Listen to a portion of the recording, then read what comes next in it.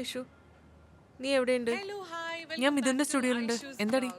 ഞാൻ അതിൽ വരട്ടെ? എനിക്കല്പം സംസാരിക്കാനുണ്ട്. എന്താ നിന്റെ ശബ്ദം വല്ലാതെ? ആകെ അപ്സെറ്റാ. പറയാം. നീ ഫ്രീ ആണോ? ഇവിടെ തിരക്കാ. എന്നാലും നീ വാ, നമുക്ക് അപ്പുറത്തെ കോഫി ഷോപ്പിൽ ഇരിക്കാം. എങ്ങനെയാ പിടിച്ചെന്ന് എനിക്ക് അറിഞ്ഞൂടാ.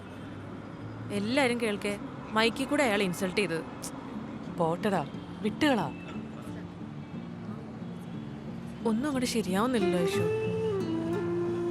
ഈ സമയം കൊണ്ട് വേറെന്തെങ്കിലും ജോലിക്ക് പോയാൽ മതിയായിരുന്നു.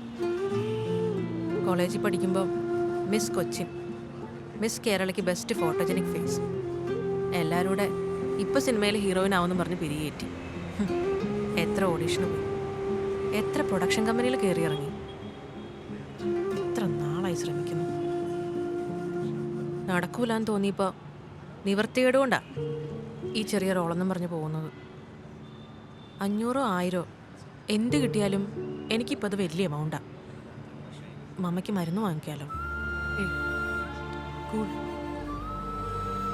എൻ്റെ പേഴ്സണൽ കാര്യങ്ങൾ ഞാൻ ആരോടും പറയാറില്ല. നിന്നോടും പറഞ്ഞിട്ടില്ല ഇതുവരെ. ഒരുപാട് പ്രോബ്ലംസ് ഉണ്ട് ഐഷു. പപ്പ ഉണ്ടാക്കി വെച്ച കടങ്ങൾ, മമ്മയുടെ ചികിത്സ, ഇപ്പോൾ ഏറ്റവും വലിയ പ്രോബ്ലം വിവേക. ഏത് വിവേക്? അങ്ങനെ ഒരാളുണ്ട് എൻ്റെ ജീവിതത്തിൽ. കുറച്ച് ആള് വന്നിട്ടുണ്ട്. സൂക്ഷിച്ചു.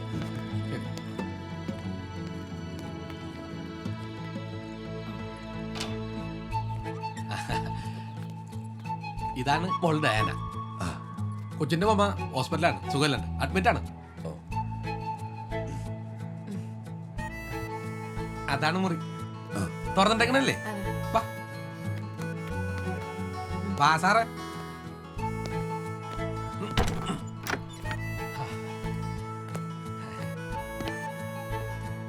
എല്ലാ സൗകര്യം ഉണ്ട് കേട്ടാ.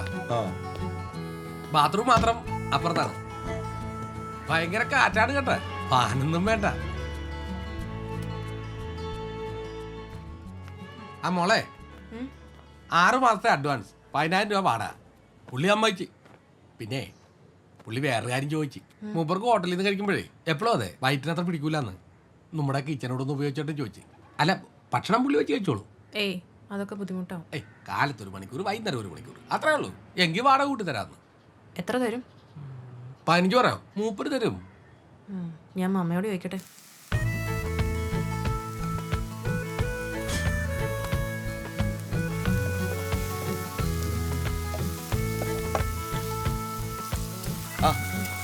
എന്നാ കഴിക്കാനുണ്ട്? ഹേയ് ഞാൻ ഉണ്ടായിക്കോളാം. അതെന്നാ ഞാൻ ഉണ്ടാക്കിയാ കഴിക്കൂലേ? ഹേയ് അതുകൊണ്ടല്ല, ഉണ്ടായിക്കോ. ഇത് കഴിയട്ടെ.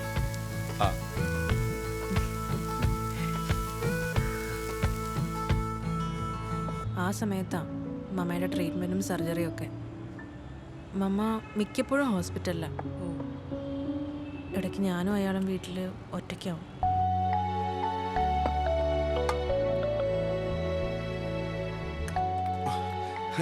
ഞാൻ കുറച്ച് മീൻകറി ഉണ്ടാക്കിയിരുന്നു, ട്രൈ ചെയ്ത് നോക്കി. എങ്ങനെയുണ്ട്? കൊള്ളാലോ, സൂപ്പർ.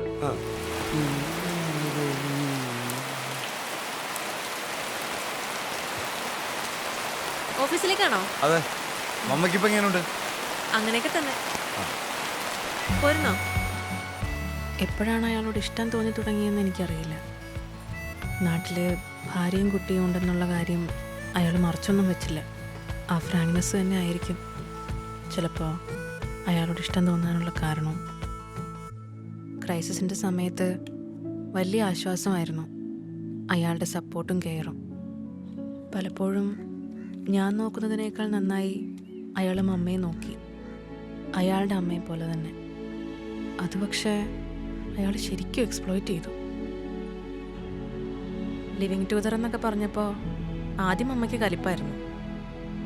തീരുമാനം എടുക്കുമ്പോൾ പലവട്ടം ആലോചിക്കണമെന്നും അമ്മ പറഞ്ഞതാണ്.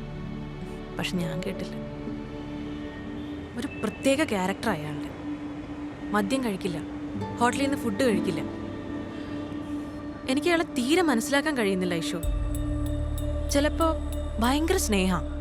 അത് റിയലാണോ അഭിനയാണോ എന്നൊന്നും എനിക്ക് അറിയാനേ പറ്റുന്നില്ല. ചില സമയത്ത് എനിക്ക് അയാളെ കൊല്ലാൻ തോന്നും. Perverted sexual mania. അതില്ലാതെ ഒരു രാത്രി പോലും അയാൾക്ക് ഉറങ്ങാൻ പറ്റില്ല. ആ സമയത്ത് വേദനിപ്പിക്കുന്നതാ അയാൾക്ക് പ്ലഷർ.